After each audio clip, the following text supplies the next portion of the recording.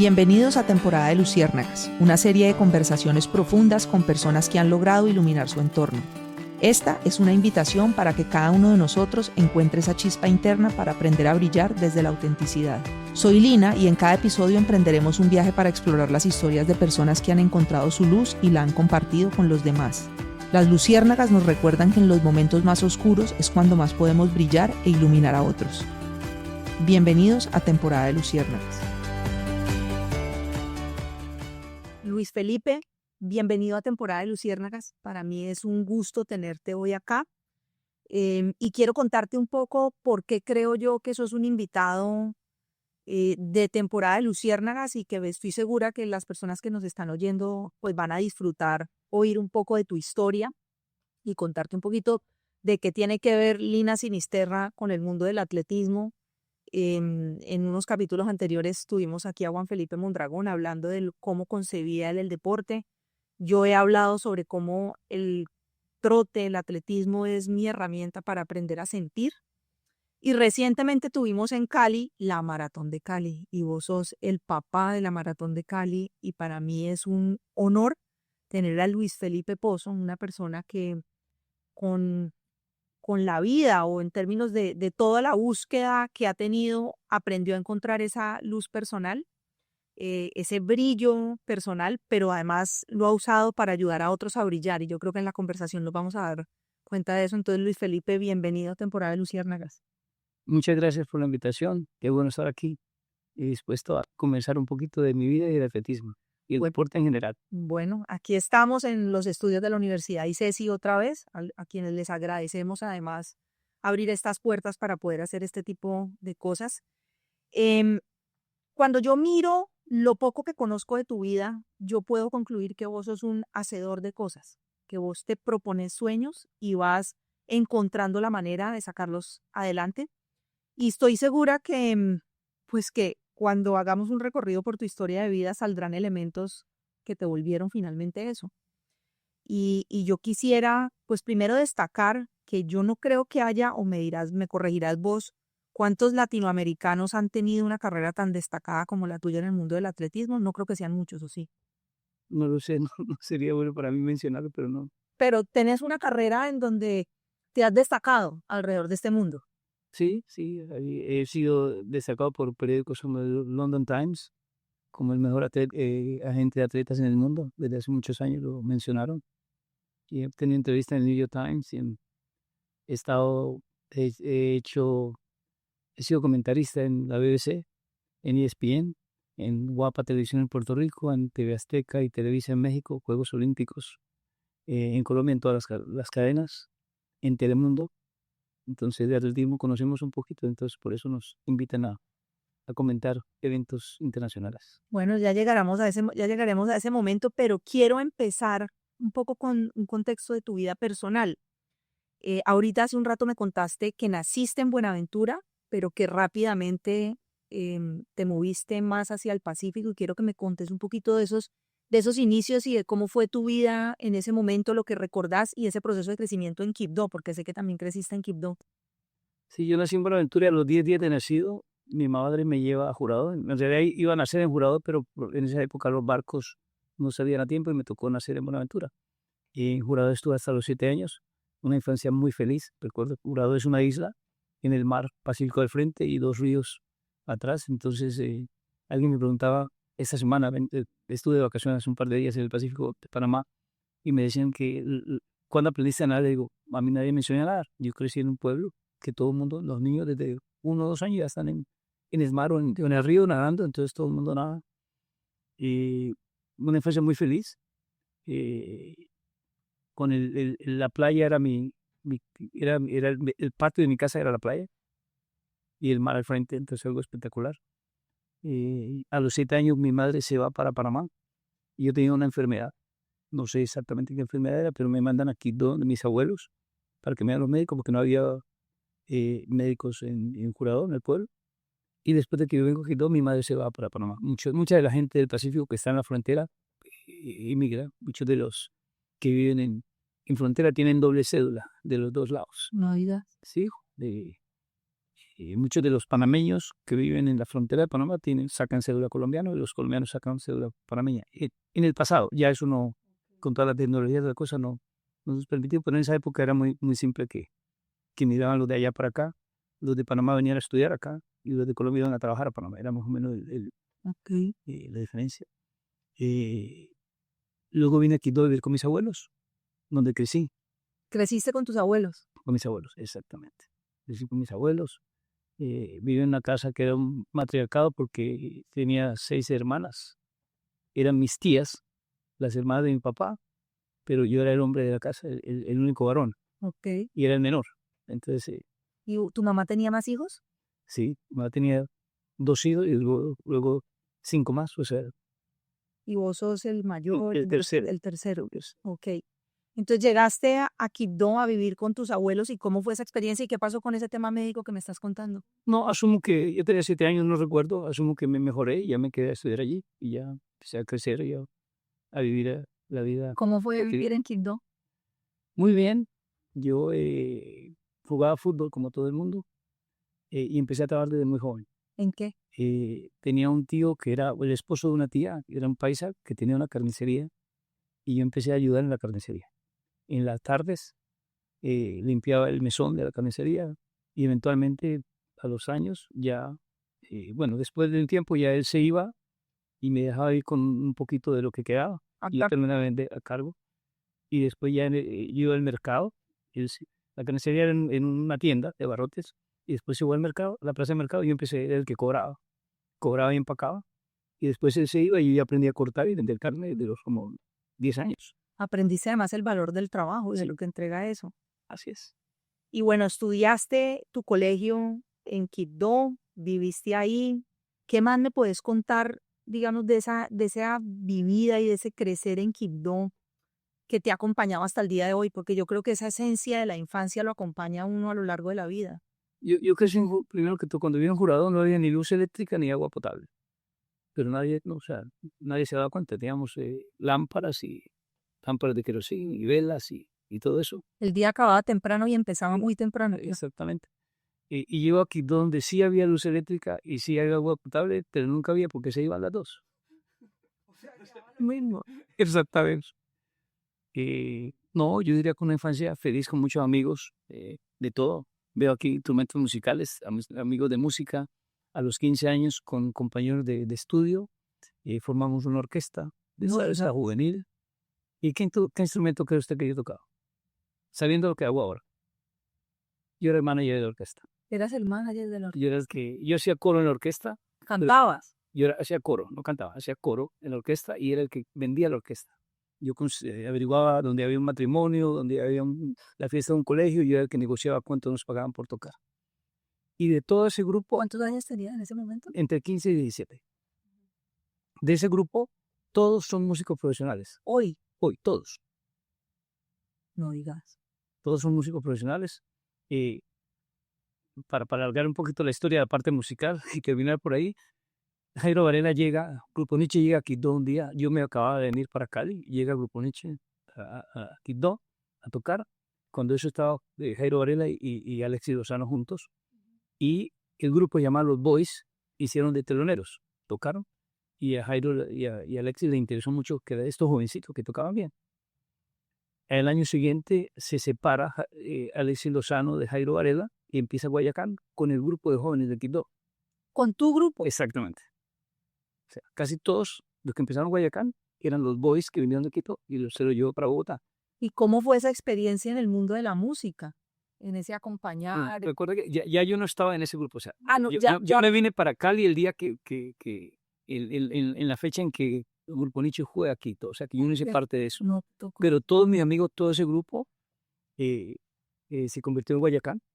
Y yo celebré mis 60 años hace un par de años aquí en el Hotel Intercontinental y nos volvimos a reunir los boys tocando después de más de 40 años. Sí. Qué belleza de historia. Y quiero que me hagas un paralelo antes de que sigamos haciendo el recorrido por tu historia. ¿Cómo fue ese mundo de la música o esa experiencia de manager musical, por así decirlo, con lo que terminó siendo tu carrera después de manager deportivo? Yo llego a Cali, en Cali me hago atleta, conocí a alguien que me cambió la vida, Agustín Calle Osorio, un atleta, un entrenador, que fue medallista de plata en los Juegos Panamericanos de Winnipeg, Canadá, en la prueba de maratón, que nos dijo a todos de que todo era posible. Y mencionaba cosas de que se pueden ir a los Juegos Panamericanos, pueden ir a los Juegos Olímpicos, y yo me creí todo eso. En esa época, en lo que es hoy Del Valle, era la casa del deporte y había una biblioteca. Yo creo que era el único que se mantenía ahí, pero yo me di todos los libros de fisiología del deporte, de los Juegos Olímpicos, de los atletas famosos, y me puse a soñar con todo eso. ¿Con qué vos querías ser atleta? Sí. Y yo llegué a la liga y a los 2 meses estaba en la selección Valle. O sea, Después tenías además un talento deportivo importante. empezó, yo creo que más talento eran ganas. Yo tenía más ganas que talento. Yo estoy seguro que había muchos más talentos que yo, pero yo quería más que los otros. Y vos hoy con el tiempo, quiero que ahorita que me mencionas el tema de las ganas y el talento, ¿cómo funciona eso en un deportista profesional? ¿Vos crees que cuando una persona tiene ganas y no necesariamente talento, esa disciplina y ese enfocarse en eso puede hacer la diferencia? Definitivamente que sí, lo conozco de primera mano. En el atletismo, menos. Pero ahorita había entrado con el fútbol, no sé si No sabes. sabía. Sí, en el fútbol yo represento jugadores de fútbol desde hace más o menos 30 años, sí, casi 30 años, y empecé una academia de fútbol en Cartagena, que luego estuvo en Cartagena, Quito, Medellín y Cali. Hoy está en Cartagena y en Cali. Es tal vez la única academia de fútbol en Colombia que un niño nunca ha pagado un peso, ni por inscripción, ni por mensualidad, ni por viaje, ni por uniforme, ni por agua, ni por arbitraje. Es lo que cobran todas las academias, incluyendo las de los clubes profesionales. ¿Cómo se llama la academia? Ciclones. Sí, Ciclones Cali, Ciclones Cartagena. Mis niños han viajado viajan por toda Colombia todo el año, han viajado de Italia a Estados Unidos. ¿A qué edad los empezás a reclutar?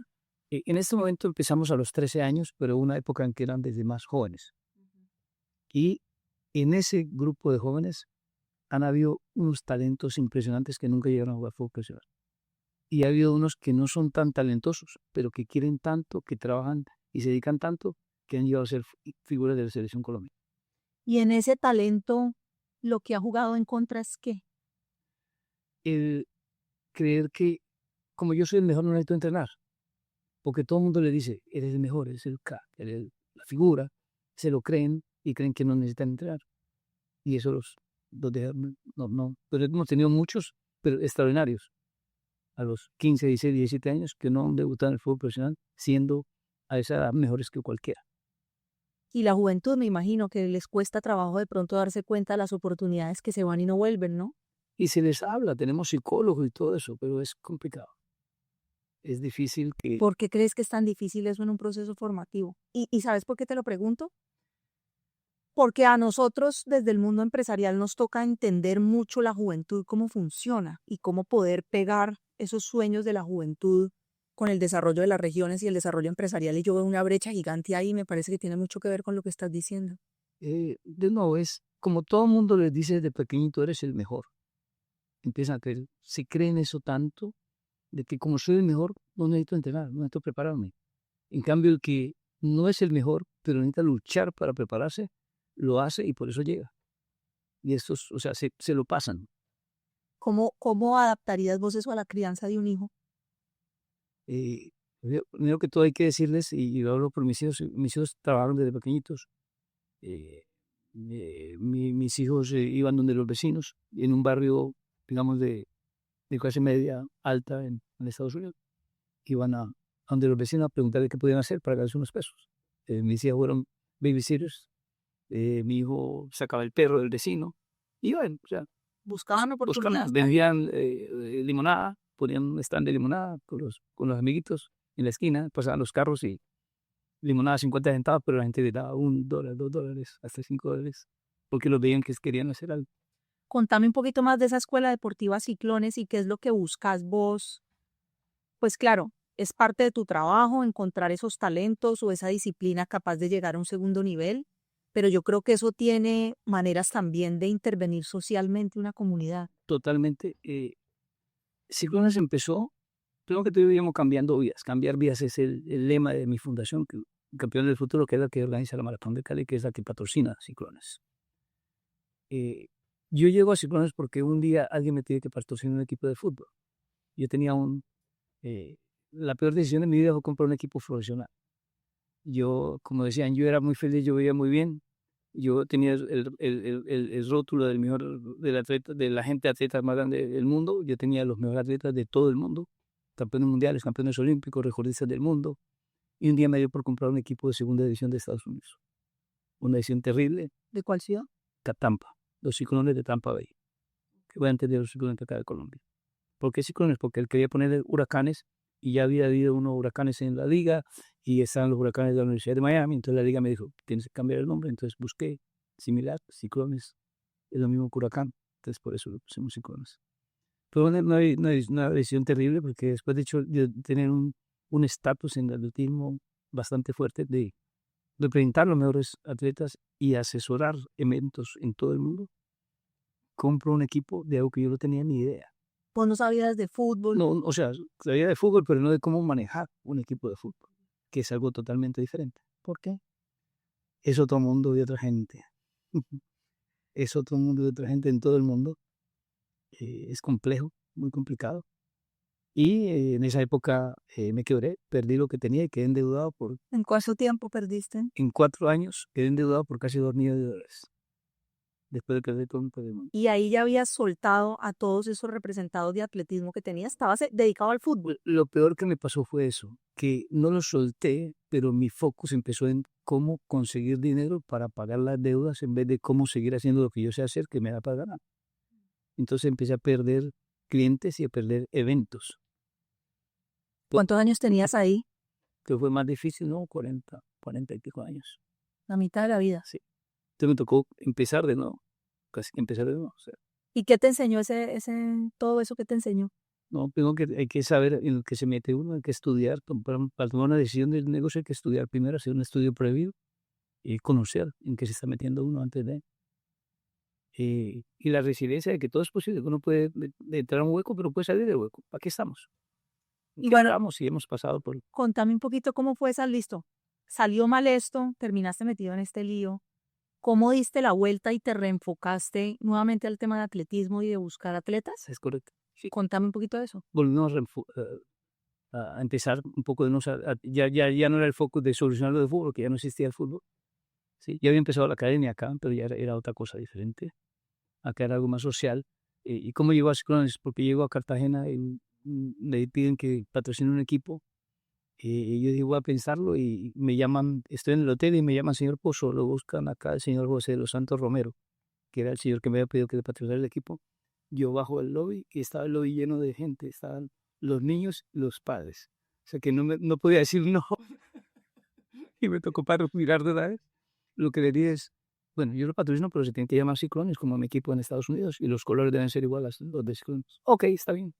Y así nació Ciclones hace casi 27 años. Que esa es la academia donde reclutas pelados y representas eventualmente. Es correcto. O sea, moviste totalmente el foco bueno, porque tener un equipo de fútbol, ¿qué implica?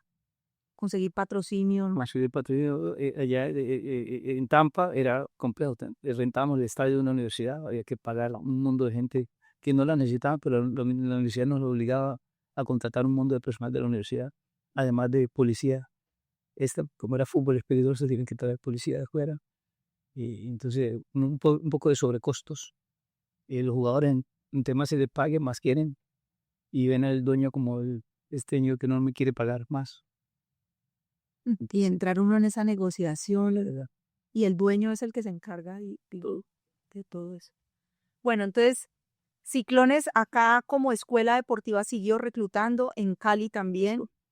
Y contame un poquito cómo es ese proceso. Y supongo que ahí empezó tu vida en el mundo del atletismo, ya como consolidar la representación de atletas. Contame un poquito de ese mundo para alguien que no sabe nada de eso cómo funciona. Bueno, ¿cómo llama el atletismo? Porque primero fue el atletismo y luego el fútbol. Yo empiezo a ser voluntario, yo llego a Nueva York con los deseos yo no llegué a Estados Unidos buscando el sueño americano, yo buscando el sueño olímpico. Yo estaba convencido de que si yo iba a Estados Unidos me conseguía una beca universitaria y podía ir a los Juegos Olímpicos. Porque en esa época... a Estados Unidos? No, A Colombia. En esa época y todavía la mayoría de los atletas deportistas que van a los Juegos Olímpicos vienen de universidades de Estados Unidos. La gran mayoría. La mayoría de las universidades gringas tienen eso muy desarrollado. Entonces, en esa época, los mejores atletas del mundo estaban en universidades norteamericanas. incluyendo los africanos de la época, incluyendo los colombianos de la época. Domingo Teodosio estaba en la Universidad de Reno, Nevada, y su hermano también, becados, y así. Jacinto Navarrete está en la Universidad de Washington State. Y entonces yo decía, si yo allá consigo una beca y puedo ir a los Juegos Olímpicos, porque esos eran los que iban a los Juegos Olímpicos. Yo me leía todo. ¿Sabías que el camino era este? Yo no hablaba inglés, pero conseguía la revista Runner's World en la librería nacional que quedaba en la Plaza de Caicedo y traducía un poquito de las cosas que decían. Desconocía un poquito de lo que yo quería y me enfoqué. Y llego allá, el otro día estaba pintando apartamentos. Y pinté cientos de apartamentos. Al mes empecé a tomar clases de inglés en Nueva York. Al mes empecé a tomar clases de inglés, luego me ingresé a un club, Westside Runners, y allí el presidente del club un día preguntó, necesitan voluntarios para Road Runners, el New York Road Runners Club, que es el organizador del Maratón de Nueva York y un mundo de otros eventos en el área. Y yo levanté la mano, porque me encantaba practicar inglés. Entonces, si vos soy voluntario, puedo practicar inglés. Y en ese primer año fui voluntario del Maratón de Nueva York, me tocó repartir camisetas. En 1980, en esa época no había solo camisetas. Era solo camisetas. ¿Qué año era? 83. Tenía 2 años. Sí, imagínese, hace un par de años. Entonces, ese día me tocó solo repartir las camisetas. Pero vos ya corrías. Sí, claro. Y rendías en el... Allá era de los mejores del área. O sea, ya competíamos en el ¿Cuál club. fue tu mejor tiempo en maratón? Yo corrí un solo maratón. Yo corrí el maratón de Nueva York en el año 87. Corrí 2:44:25, pero caminé los últimos 12 kilómetros muchas veces porque quería correr menos de 2:20. Pasé en una 09 muy fácil. Pasé el Queensboro Bridge, que son los 25 kilómetros, re fácil. Llego a la primera avenida donde hay 1 millón de personas. Se calcula que hay 1 millón de personas al lado y lado de la vía. Y ahí lo hacen correr uno más rápido de lo que uno quiere, tanto a los profesionales como a los no profesionales. Sí, allí mucha gente se revienta y yo me reventé. O sea, ahí arranqué, o sea, iba fácil corriendo al ritmo que yo quería correr. Y ahí corrí muy rápido y cuando llegué al 30, ay Dios mío, y me tocó sufrir. Y en Central Park caminé muchas veces. Voy a correr Nueva York en noviembre. Ah, qué bien. Bueno, le daré unos tips de cómo en la primera avenida no deje que le empujen. No tengo tus tiempos. La primera avenida es del kilómetro 26 al 30. ¿Sí? Okay. Esos 4 kilómetros están casi con 1 millón de personas al lado y lado de la vía. Es una locura.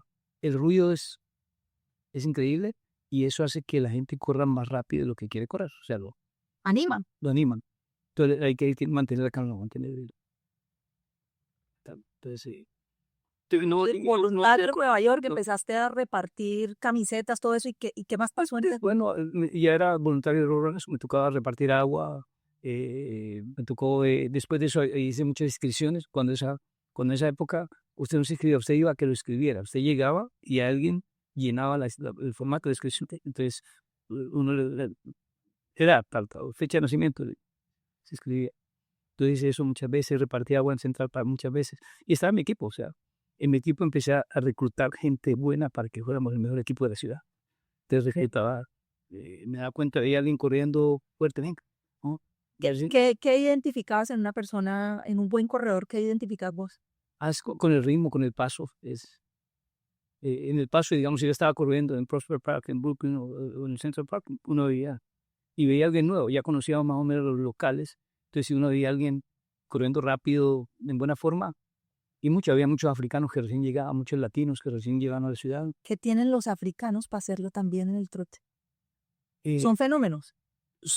Básicamente empiezan a entrenar desde que nacen. Yo mucho a África y los niños desde los 2, 3, 4 años, 5 años van a la escuela caminando o corriendo y con el maletín. Entonces están preparando y están a la altura, 2.000, 2.500 metros de altura. Entonces están preparando los músculos, los pulmones, el corazón. Es que además son así, ¿no? Blaquitos. Sí. Comen muy saludable también. ¿Qué comen?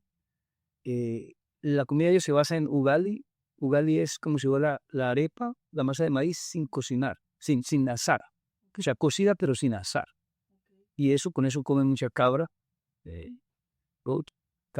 cordero, carne de res, leche, toman mucha leche de vaca y leche de cabra todos los días.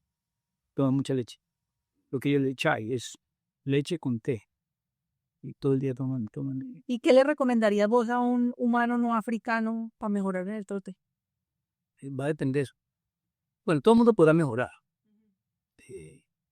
El maratón en realidad es fácil. El entrenamiento es lo difícil. En el caso mío, yo no me preparé para correr al ritmo que salía a correr en Nueva York. Pero si me hubiera preparado para el ritmo, es fácil. En realidad el maratón es fácil si se prepara y se corre al ritmo que uno quiere correr. Si una persona quiere correr 4 horas, prepárese para correr 4 horas, pase la mitad en 2 horas y puede terminar al final más rápido. Pero si va a pasar 1 hora 30 en la mitad, seguro que va a sufrir. Entonces, prepararse y seguirlas. ¿Y mentalmente qué recomendás para trabajar como la resistencia al cuerpo diciéndote? En el caso del maratón, el maratón es totalmente mental. Después de los kilómetros 30, a todo el mundo, la mente le dice que no se puede. A los seres también, están cansados. Pero el entrenamiento es lo que ayuda a que eso consiga eso. Entonces hay que sufrir el entrenamiento para que cuando llegue eso en la competencia, la mente sea más fuerte. O sea, entre las dos, en el juego de la mente, el cuerpo diga, no, yo puedo, yo voy a seguir. Es de poner un pie enfrente del otro. Concentrarte en el siguiente paso. En el siguiente paso. Bueno, volvamos a Nueva York. Entonces empezaste a conocer ahí, mirar a ver si armabas un equipo que pudiera consolidarse como el mejor equipo y qué siguió. No, el equipo existía. Después era un equipo, sino que como yo hacía parte de ese equipo, yo quería que fuéramos, hay competencia, el New York Runners tiene una competencia anual con premios y todo eso, por equipos. Entonces en cada competencia se compite individual y por equipos. Entonces yo quería que ganáramos por equipo, entonces ayudaba a reclutar atletas nuevos para el equipo. Haciendo eso empecé a conocer, y siendo voluntario, empecé a conocer atletas élite de América Latina que corrían en las carreras que había dinero. ¿Sí? En el maratón de Nueva York. Premian los que van ganando. Había varias competencias profesionales, que todavía las hay, en la ciudad de Nueva York. Entonces empezaron a venir mexicanos, vino un brasilero que ganaban dinero, pero que no sabían cómo cobrarlo. Entonces yo intenté a ser el traductor. Como era voluntario, Luis, ¿sí? Me llamaban para traducirles y empecé ya a conocer a esos atletas. Y me di cuenta de esto, de que ganaban dinero, que era complicado para cobrar, y empecé a explicarles, tienen que sacar un número de Social Security, y ya los llevaba a la oficina de Social Security para que les dieran un número de seguro social, porque si no, no podían cobrar. En esa época era muy complicado, porque si alguien cobraba dinero por fuera del sistema, no podía ir a los Juegos Olímpicos, era profesional. Ahora ya todos los profesionales van a los Juegos Olímpicos, pero estamos hablando hace más de 30 años. Si un deportista cobraba dinero, o sea, era profesional, no podía ir a los Juegos Olímpicos.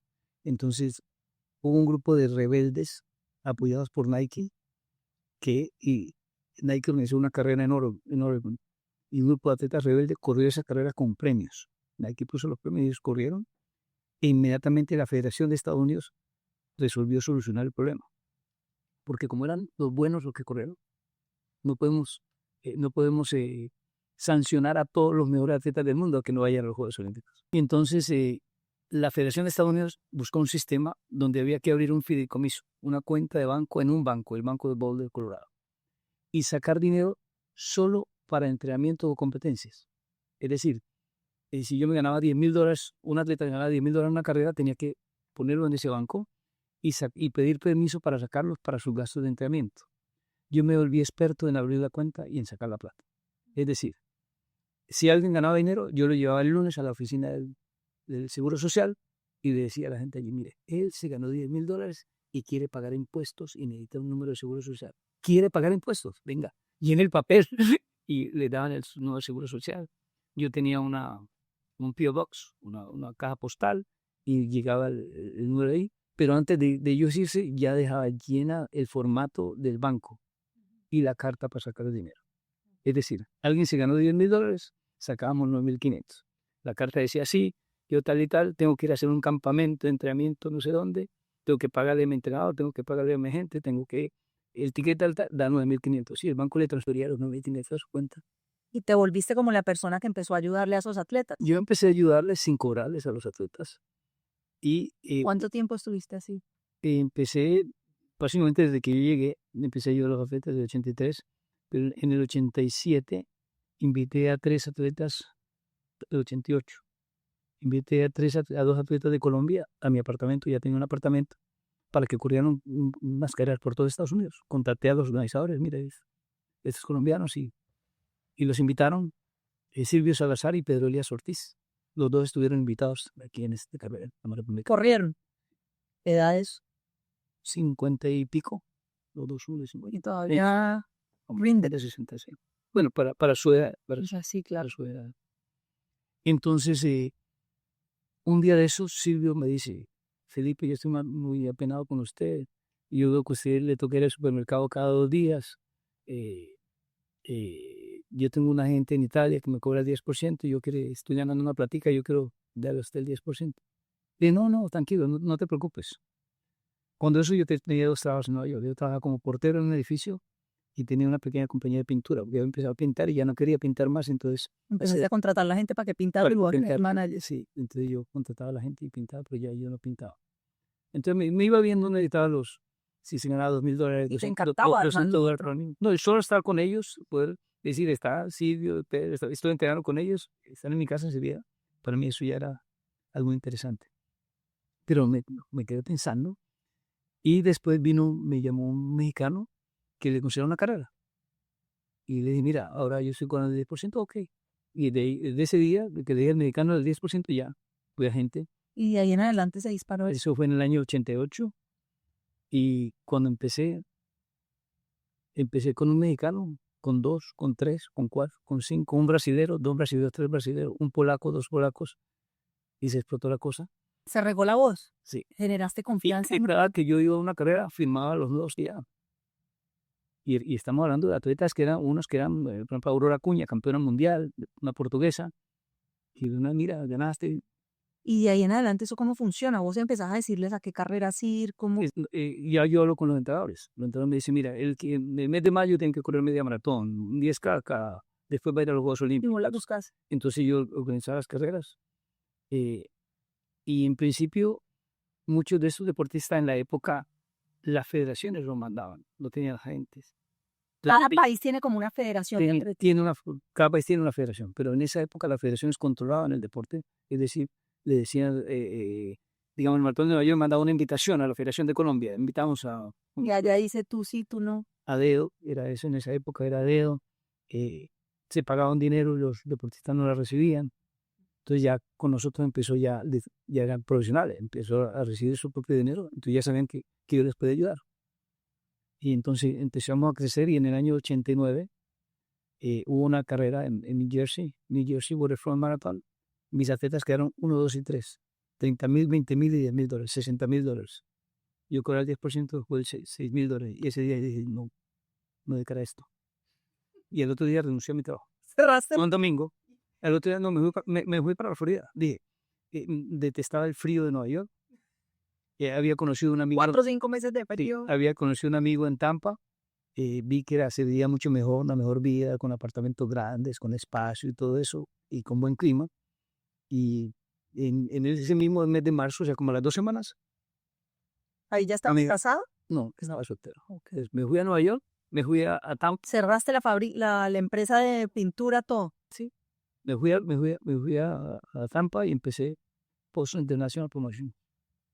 Empezó la compañía y empezamos a firmar. ¿Y vos en ese momento, vos sentiste algo como de fuerza, de propósito, como esto es? O claro. ¿Sentiste eso? ¿Qué sentiste? Porque, o sea, era una nueva industria. Habían pocos en el mercado. La mayoría eran de Estados Unidos. Y entonces, como eran Estados Unidos, no conocían el mundo. O sea, no miraban la verdad. Entonces yo miraba a mirarse el ombligo, ¿no? Miré. Entonces empecé a crecer. Mi primer viaje afuera fue a Puerto Rico, Maratón de San Blas. ¿Cómo empezaste a escoger las carreras? ¿A dónde ir? ¿A dónde buscar atletas? Primero me contactaban. Empezaron a contactarme buscando mis atletas. ¿Era el voz a voz de los otros atletas o qué? No, bueno, los atletas, si yo iba a un evento y conocía a una atleta de Portugal, por ejemplo, la primera de Portugal fue Aurora Acuña. Y en los últimos 30 años yo he representado, digamos, el 90% de los mejores atletas de Portugal. De Brasil fue Delmir dos Santos. Y en los últimos 30 años he representado más del 90% de los mejores atletas de Brasil. O sea, conseguía uno y ese me representaba otro y el otro, entonces ya todos venían acá. ¿Cómo estamos en Colombia en atletismo? Muy mal. ¿Por qué? Buena pregunta. Hoy estamos hablando de atletismo de fondo. en las carreras de Fondo es maratón. maratón, sí, media maratón de 1000 metros. ¿Por qué no estamos bien? Porque en maratón somos los únicos que no tienen una marca de menos de 2 horas 10 en Sudamérica y casi que en Centroamérica, teniendo el mejor sitio para entrenar en el mundo. Colombia es el mejor sitio para entrenar en el mundo. Bogotá, Paipa, Tunja, Pasto, Ipiales, en todos esos sitios se puede entrenar. Manizales por la altura y que se puede entrenar todo el año. Los africanos, hay una época del año, la época de lluvias, que no pueden entrenar, que no pueden salir porque las calles se vuelven lodo. Muchas de las ¿Y calles. qué hace? Claro, porque eso es tierra. Muchos de ellos viven en pueblos, en ¿Y veredas. ahí qué hacen? No hay, muchas veces no entrenan. Hay unos que viajan, o sea, los más profesionales viajan a otros sitios, pero los que no son tan profesionales todavía, en cambio acá se puede entrenar todo el año con buen clima. Es mental, es mental. Es como falta de capacidad de esfuerzo.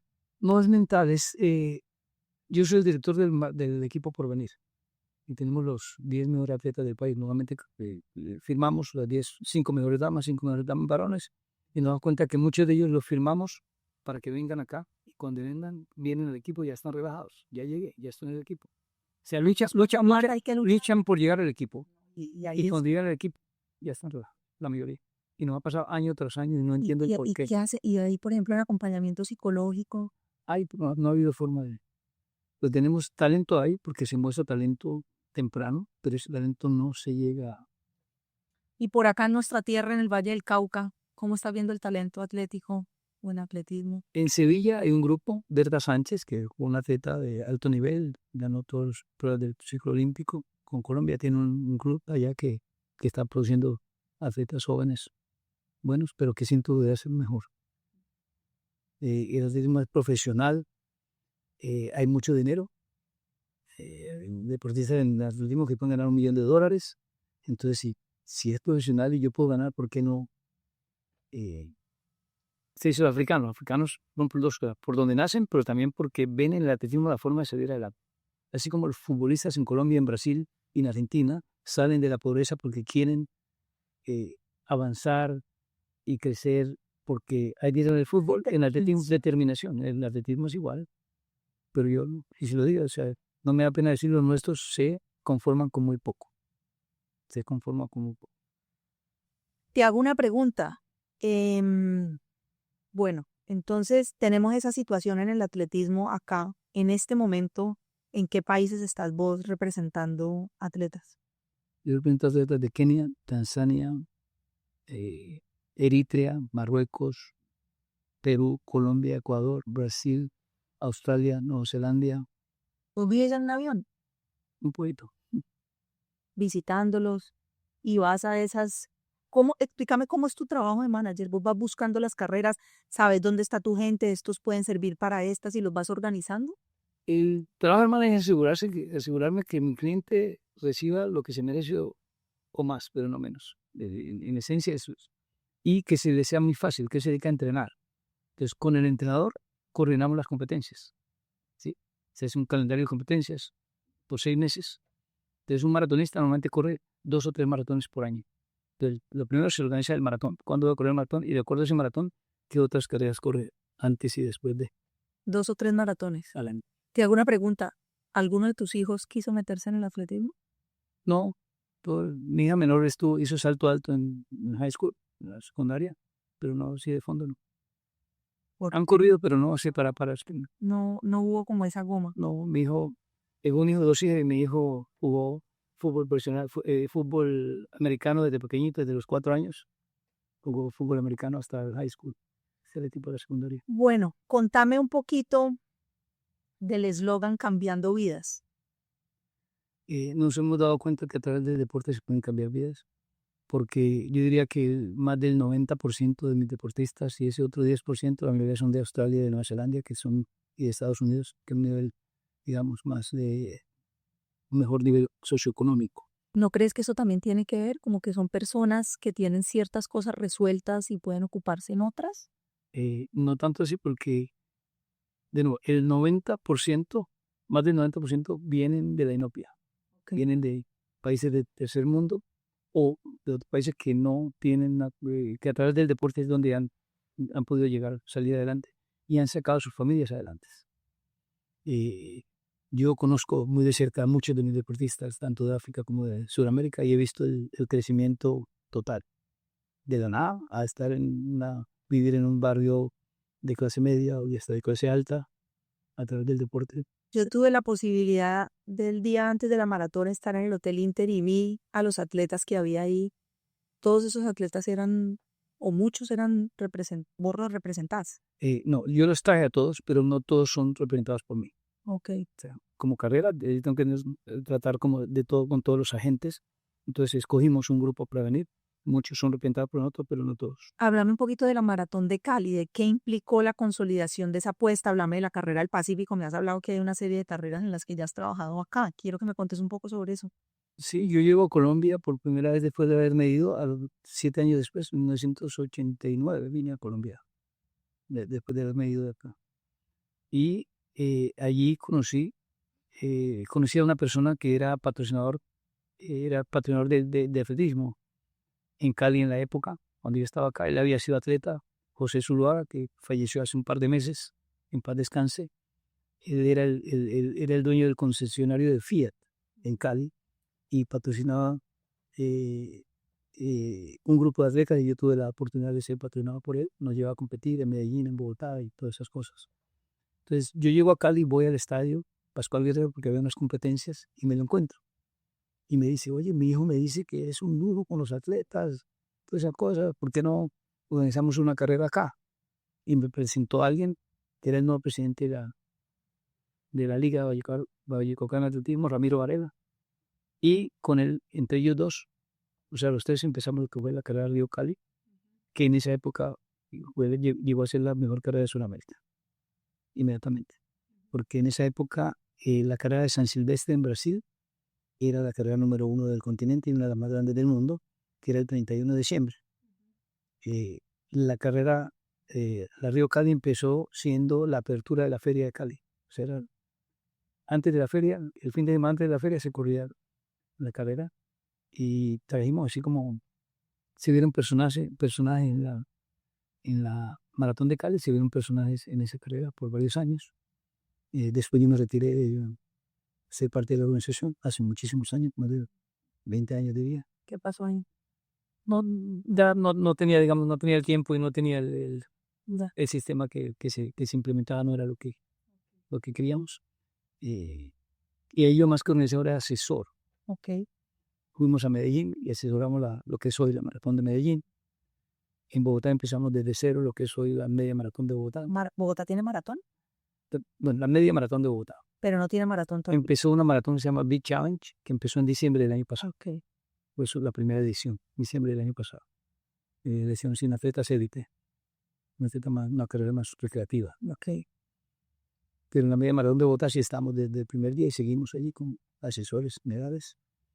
Y eso es lo mismo que hemos hecho en Tokio, en Fukuoka, en Osaka, en Maratón de Seúl. Tokio has asesorado, Maratón de Tokio, Osaka también. En muchos años. Osaka todavía es asesor. Tokio lo perdí hace muchos años en la época del fútbol. Pero en Osaka sí seguimos desde allá del año 93. ¿Recomendás correr esa maratón? Sí. ¿Bonita? Osaka es una ciudad muy bonita. Termina enfrente del castillo de Osaka Castle, el Ok. castillo de Osaka. Y totalmente plana. Hace frío. Ahora te voy a preguntar cuáles son las mejores carreras para clasificarse a Boston. Hace frío. Bueno, entonces cerraste esa etapa y ¿en qué momento llegó nuevamente el sueño de, porque sé que este proyecto empezó hace un tiempo, ¿no? El de la maratón. El de la maratón empezó hace 11 años. En el año 2014, con Juan Felipe Mondragón y con Manuel Velasco. Y había una pareja de mexicanos, el cual un mexicano era el gerente de Claro aquí en Cali. Íbamos a hacer la maratón de Cali. Y todo estaba muy bien, hicimos el anuncio, en Bogotá tuvimos un stand en la media maratón de Bogotá. Creíamos que teníamos el aval de la federación porque el gerente de la federación nos dio un aval, Ciro Solano, que es el presidente del Comité Olímpico.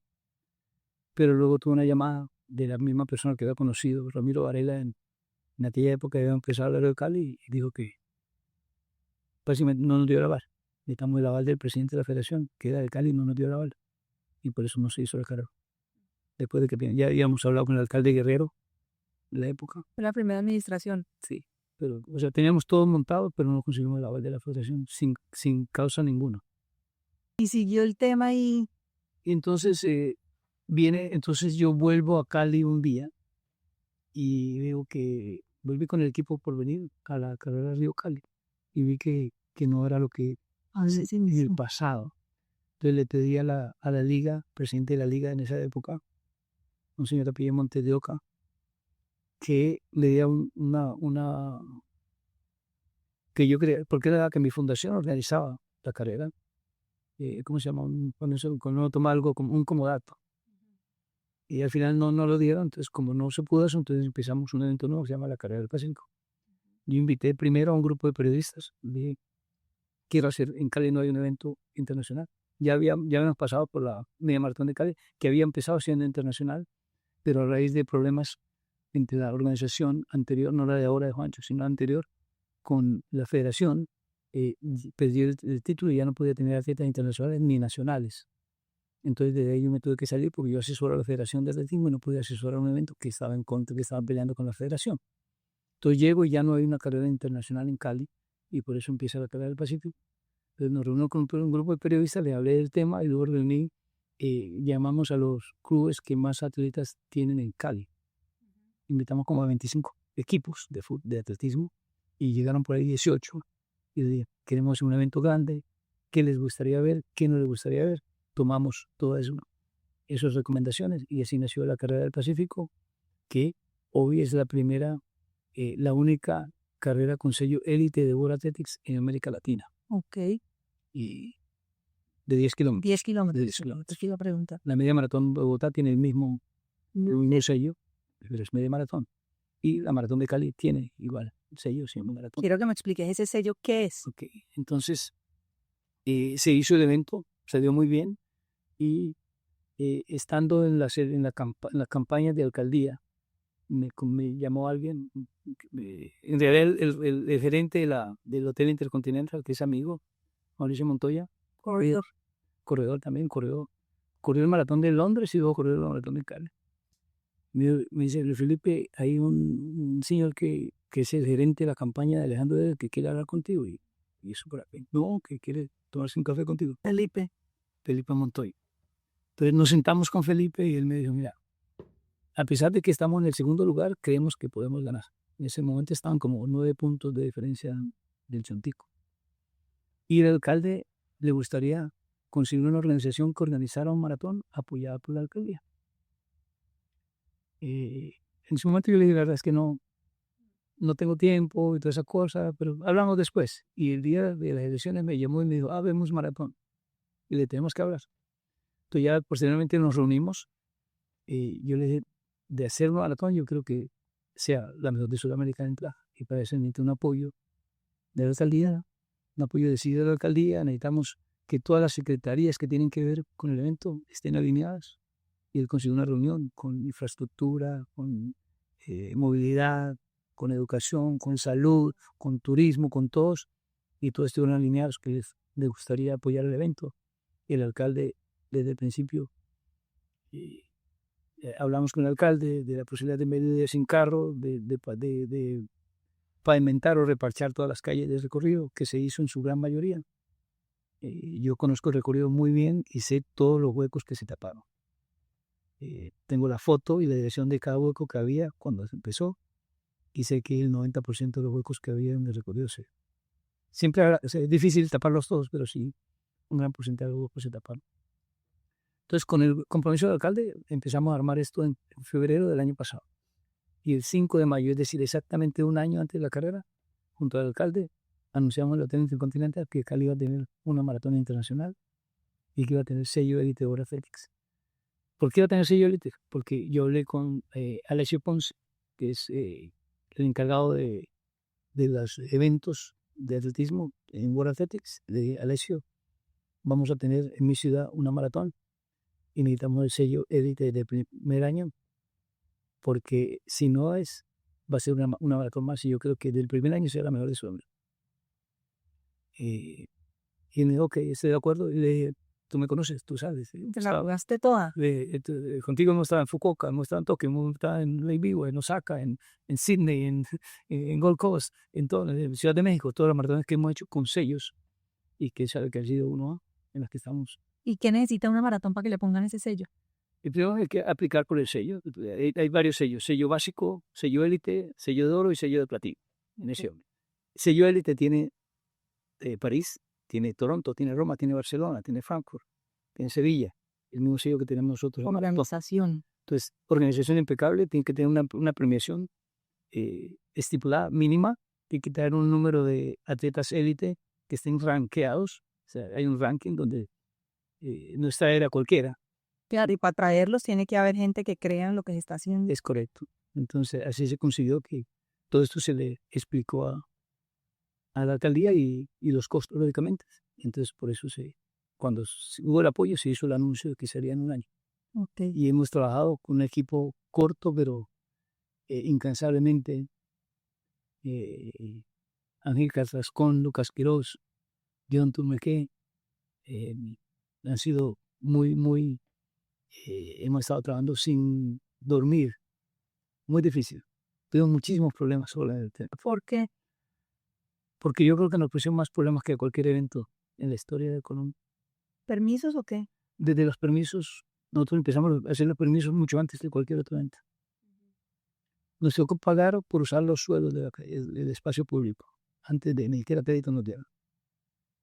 Nos tocó pagar por limpiar las calles de Cali, algo que ningún evento lo habían hecho, lo habían cobrado.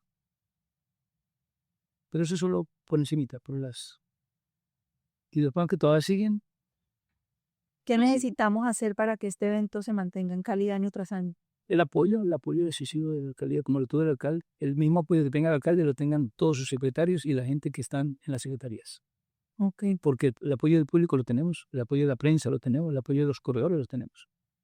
Yo creo que es de asegurarnos que toda la gente que trabaja en la alcaldía entienda que esto es un evento de ciudad, un evento que trajo 18,000 personas a la ciudad, que el 62% de los corredores vinieron de fuera de Cali, que impactaron la economía grandemente, que hablaron bien de la ciudad, que si miran en las redes sociales, el 98% de los comentarios son positivos.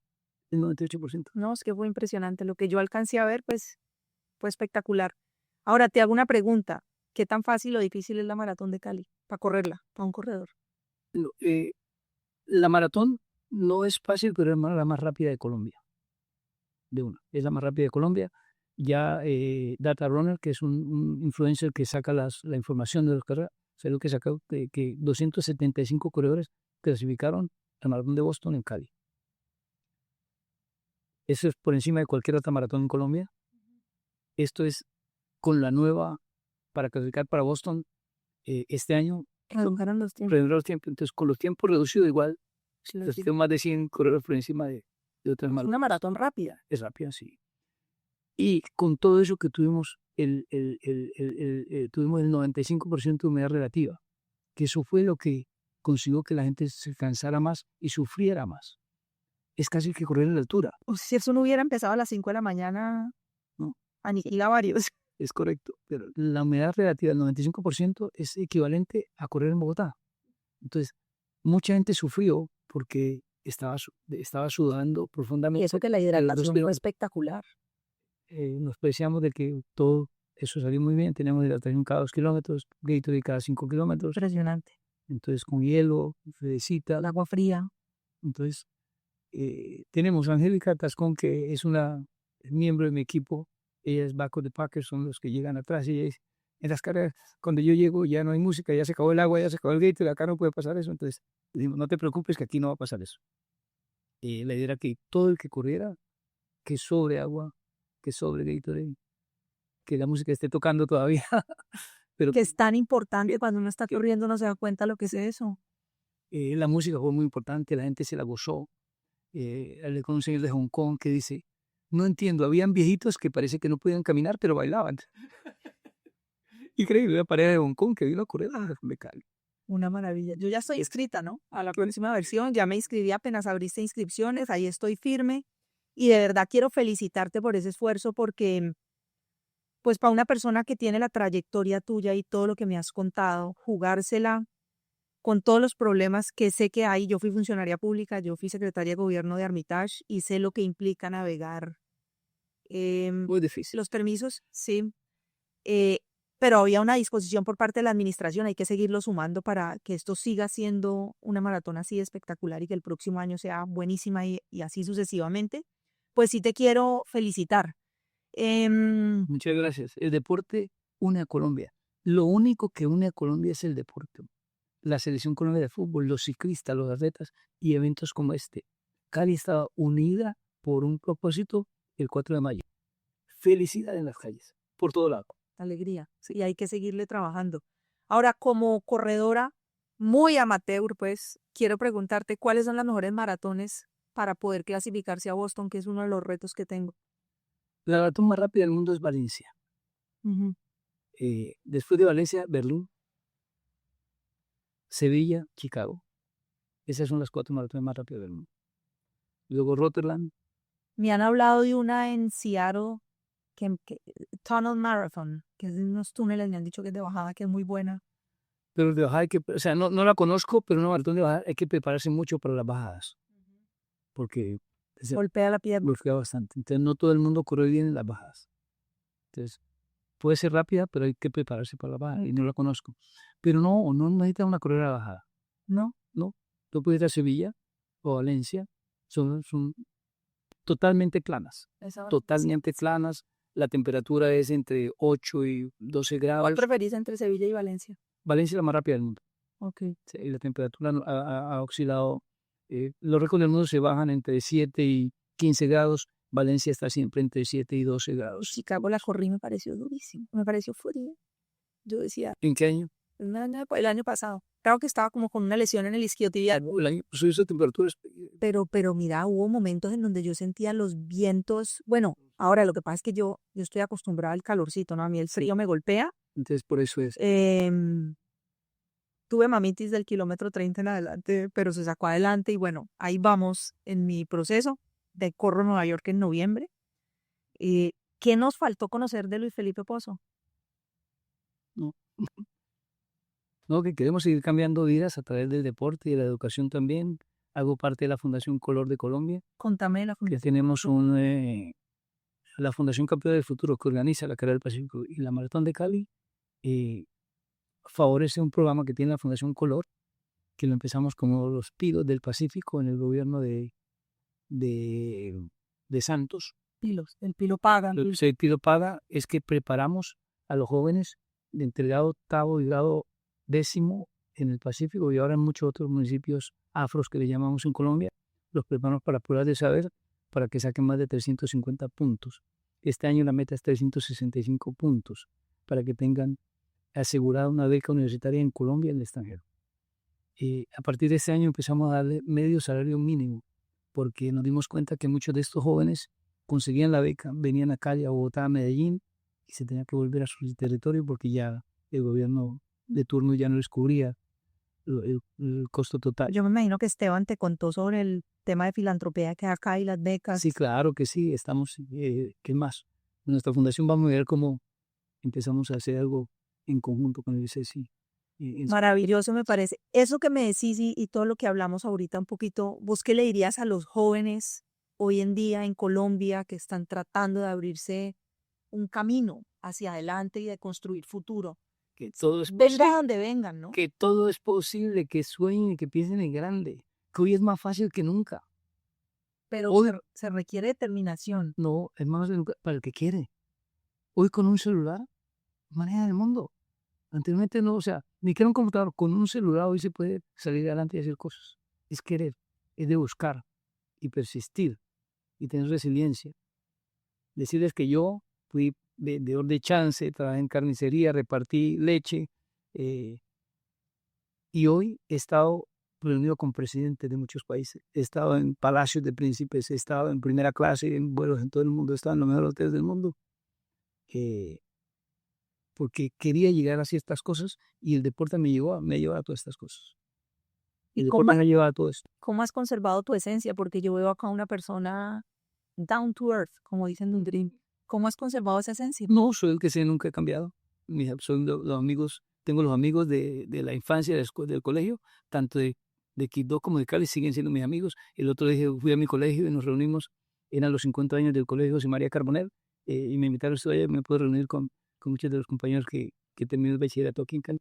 Y con los boys, es que se Los llamaban boys. los boys. No, Luis Felipe, para mí ha sido un gusto poder tener esta conversación. Te agradezco haber aceptado esta invitación. Quedo muy contenta, motivada sobre todo con ver que este tipo de cosas se pueden dar en nuestra ciudad. Muchas gracias. Y tengo que mencionar que los boys de alguna forma hicieron parte de la Maratón de Cali. ¿Por qué? Hubo concierto con Richie Valdés y sus amigos. Richie Valdés era ¿Cuándo? director en la plazoleta, en las canchas panamericanas. ¿Ese día? Claro. No, Ahí está Richie no, Valdés, no, con Carlos Brito, con ese día por la William noche, Valdés. No, inmediatamente. cuando la En gente la, en la zona de experiencia, donde se marcaba la medalla, donde había comida de todo. ¿No estuvo allá? No, yo estuve en el Coliseo recogiendo, pero la marcada de la medalla y eso no lo vi. Sí, claro. No me Se tocó, no te se puedo. pasó de largo, claro. En las canchas panamericanas tiene una zona de experiencia espectacular con... Me pareció que la expo estuvo muy buena. De hecho, creo que le faltó espacio. Eso estaba así. No, en Cali no tenemos otro espacio. El problema es ese, el más grande, el sitio más grande que tenemos. Pero bueno, para mí la experiencia general de la maratón fue espectacular. Tuve la posibilidad de estar en el Hotel Inter viendo a los corredores. Me tomé foto con las mujeres corredoras, con la que ganó, con la que quedó de segunda. Eh, Me encantó además esa esencia y esa forma de ser. Realmente eso me pareció muy particular y me ha parecido muy particular. Los atletas, uno les siente un nivel de cercanía y como de tranquilidad y realmente es que cuando uno corre, se da cuenta que poder correr una maratón en 2 horas, 2 horas 5, 2 horas 10, 2 horas 15, 4 horas, 5 horas, todo el que termina de un maratón es un campeón. sí, Eso lo termina. pero correrla a esa velocidad, uno dice, ¿cómo es posible que alguien haga eso? Entonces, pues bueno, yo quedé muy feliz. Creo que cubrí absolutamente todo. El balance que dejas de la maratón, tal vez sí me contaste un poquito y los retos que tenemos. Y a mí me gustaría que me dijeras qué necesitas vos de empresariado, sociedad civil, gobierno local para que esto se pueda seguir haciendo. Necesitamos que en los próximos par de años seguir teniendo el apoyo estatal, pero llegar al momento en que no lo necesitemos. En que el empresario de Cali, como lo hizo en la media maratón de Bogotá, se tome el evento. Bogotá empezó con Enrique Peñalosa, con mucho apoyo, y después vinieron las grandes empresas y siguen muchas empresas patrocinando. Acá tengo que empezar A vincular el empresariado a este evento, que es un gran evento que tiene, estuvimos en televisión, en un Sports, estuvimos en Telepacífico, cobertura de medios por todo lado. Entonces es un evento grande, un evento de ciudad que hay que apoyar. Hay que apoyar. Cuando quieras y creas que sea el momento, pongo a tu disposición las oficinas de la ANDI para que le puedas contar a los empresarios del Valle del Cauca esto qué trae a la ciudad, por qué puede ser un punto de interés para ellos y contar conmigo también para todo lo que necesites impulsando esto porque creo que es un evento que tenemos que mantener en la ciudad. Muchas gracias. Un evento que se hizo por primera vez y que la gente creyó. Tuvimos gente de 39 países. ¿Cómo lograste eso? Traer personas de 39 países. ¿Cómo se enteraron que había una maratón en Cali? Estuvimos en redes sociales más de un año. Estuvimos en la Expo de Buenos Aires, de Miami, de Berlín, de Medellín, de Bogotá, de la media maratón de Bogotá, de Bucaramanga. Hicimos una campaña bastante grande por esto. Para 2026 ya estamos en medios internacionales informando del nuevo evento. La diferencia es que ahora tenemos imágenes. Antes no teníamos imágenes. Mira, Hoy te tenemos voy a decir una cosa. Estos equipos de música que ves acá y los pelados que nos acompañan, aquí hay unos grupos de música en la universidad espectaculares. Sería una oportunidad linda, además, para sumarlos y ponerlos en distintos lugares de la maratón, porque cuando nos encontramos esos bailarines y todo lo que estaba pasando en la ciudad, pues uno sabe cuando está corriendo la diferencia que eso hace.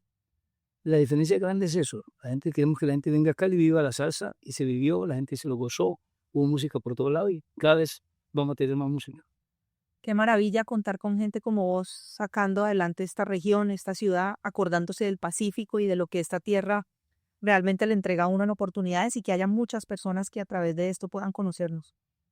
No puedo dejar de pasar que esto es una organización sin ánimo de lucro. Yo no cobro un solo peso.